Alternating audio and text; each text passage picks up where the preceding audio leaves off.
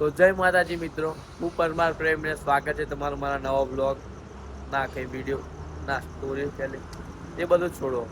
તો આજે હું તમને એક વાત કહેવા જઈ રહ્યો છું કે એક કહેવત છે જે થાય છે એ સારા માટે થાય છે. ખબર નહીં સાચી ખોટી, પણ હું કહું કે અમુક વાર અમુક સમય પર આ વસ્તુ આપણે સાચી પણ લાગે છે ખોટી પણ લાગે છે. પણ જીવનની અંદર જ્યારે એવા આપણા માટે પાત્ર આવી જાય છે કે પ્રિય પાત્ર હોય, કોઈ મનપસંદ વ્યક્તિ હોય કે આપણા સગા સંબંધીની અંદર કોઈ ભાઈ બહેન હોય કોઈ પણ, તો જ્યારે આપણાથી દૂર જાય છે ત્યારે બહુ એમ દુઃખદ ફીલ થાય છે. છતાં પણ આપણે મોં પર જે સ્માઈલ રાખવાની હોય છે કે તેને અલવિદા કહેવાનું હોય છે કે તેને કહેવાનું હોય છે કે પાછી આવજે, પાછું મળજે, જલ્દી મળજે.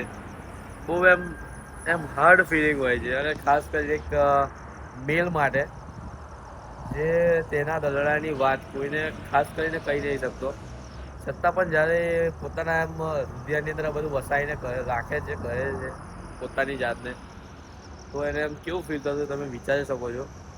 તો આજે મારે પણ કંઈક એવું જ થયું છે. મને પણ એક મારું કંઈક ગમતું પાત્ર હતું જે મને એમ મૂકીને તો નહીં ગયું, મને મળશે પાછું. તો તેના માટે હું એમ બે શબ્દો કહેવા માગું છું. આમ તો હું તને મારી ફોઈ કહું છું, પણ આજે આંખોમાં નીર લઈને કહું છું. આમ તો હું તને મારી ફોઈ કહું છું, પણ આજે આંખોમાં નીર લઈને કહું છું.